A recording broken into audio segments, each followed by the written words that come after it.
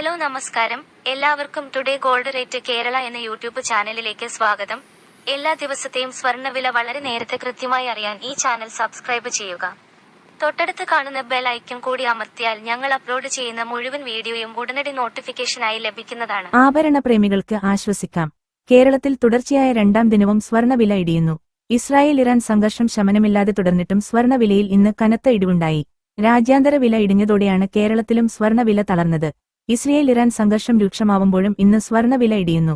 സാധാരണയായി ഇത്തരം യുദ്ധ അന്തരീക്ഷങ്ങൾ സ്വർണ്ണവില കുതിക്കാൻ വഴിയൊരുക്കും. ആളുകൾ സ്വർണ്ണത്തെ സുരക്ഷിത നിക്ഷേപം എന്ന നിലയിൽ സമീപിക്കുന്നു. എന്നാൽ നിലവിൽ സ്വർണ്ണ നിക്ഷേപത്തിൽ നിന്നും വ്യാപകമായി ലാഭമെടുത്തതോടെയാണ് ഇന്നും വില കുത്തനെ ഇടിഞ്ഞത്. നിങ്ങളിതുവരെയുള്ള മുഴുവൻ വീഡിയോകൾക്കും നൽകിയ സപ്പോർട്ടിന് നന്ദി. ഈ വീഡിയോക്കും നല്ലൊരു ലൈക്ക് തരുമെന്ന പ്രതീക്ഷയോടെ ഇന്നത്തെ സ്വർണ്ണവിലയിലേക്ക് കടക്കാം. സംസ്ഥാനത്ത് ഇന്ന് ഒരു പവൻ സ്വർണ്ണത്തിന് 840 രൂപ കുറഞ്ഞു. പവന് 73,600 രൂപക്കും 1 ഗ്രാം സ്വർണ്ണത്തിന് 9,200 രൂപയ്ക്കുമാണ് വ്യാപാരം പുരോഗമിക്കുന്നത്.